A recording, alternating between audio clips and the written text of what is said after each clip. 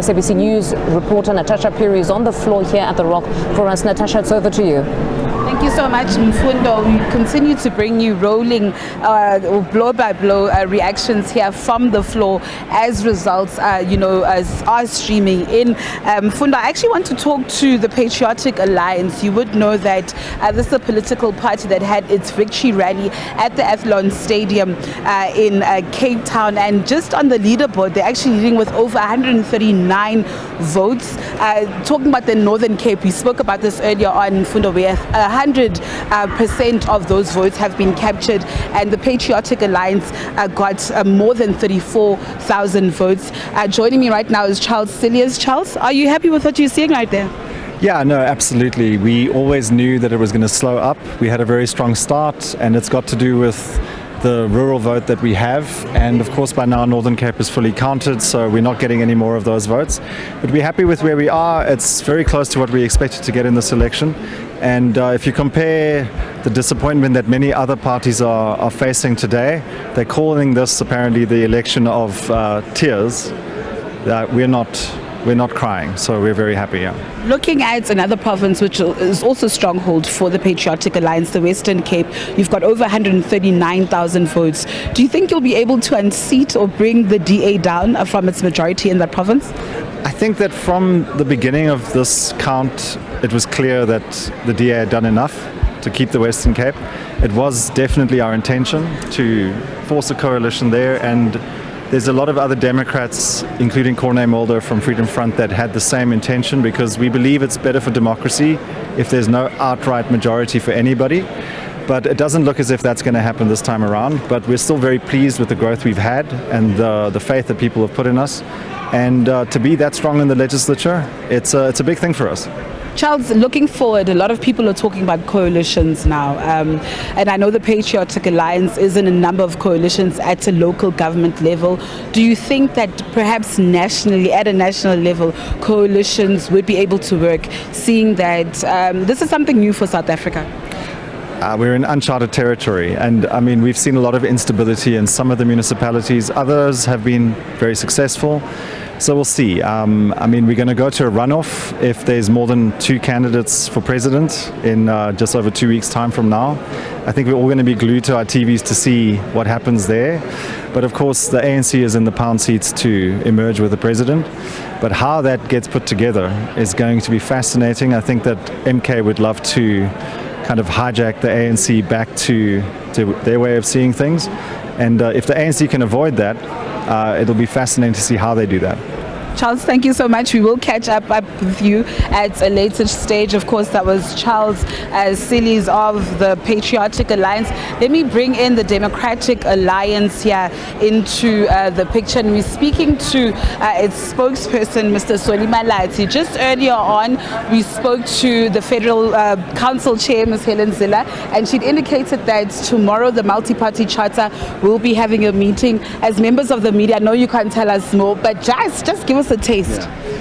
Hi, Natasha. Obviously, the conversation is going to be the election results and mapping the way in terms of how do we proceed as the multi-party charter, having set up a pre-election pact, because it doesn't look like we will get to the 50% mark that we were aiming for.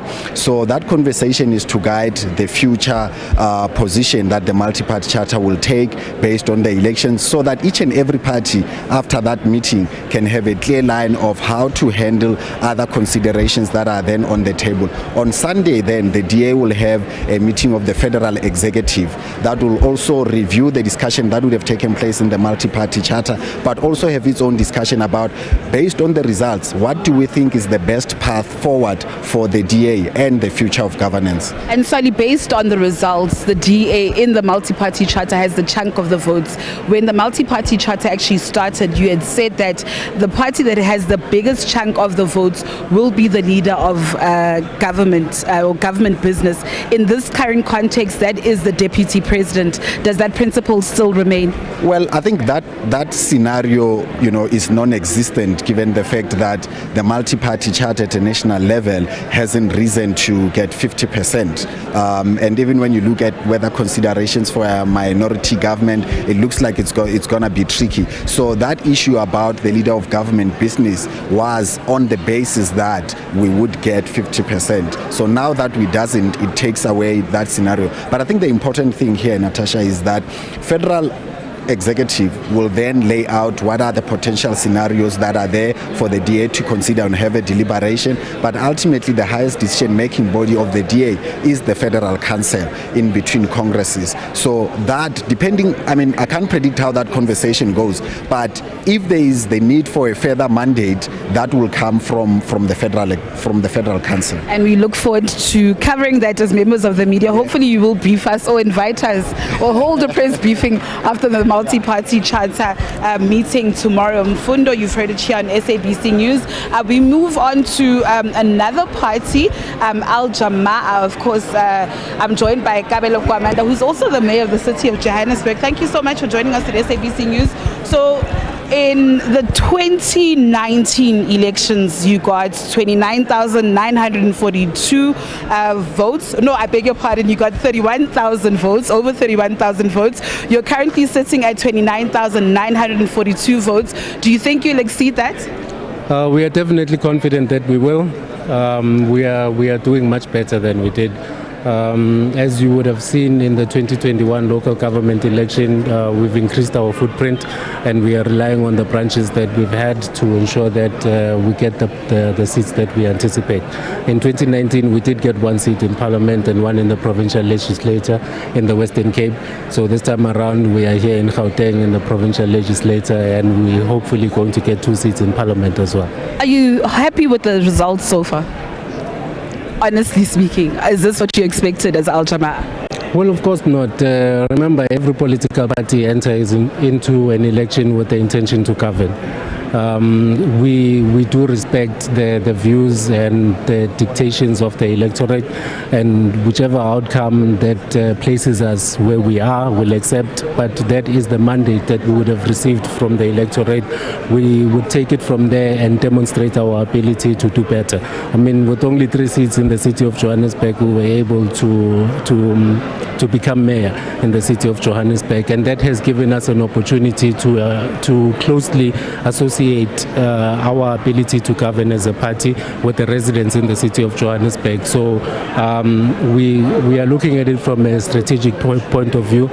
We understand that by virtue of us having a predominantly Muslim background, some of the electorate would be hesitant in terms of how the Quran defines the manner in which we should run government. But some of the electorates take comfort in the fact that we are guided by Muslim principles and values, honesty, integrity, and we are a corruption-free government.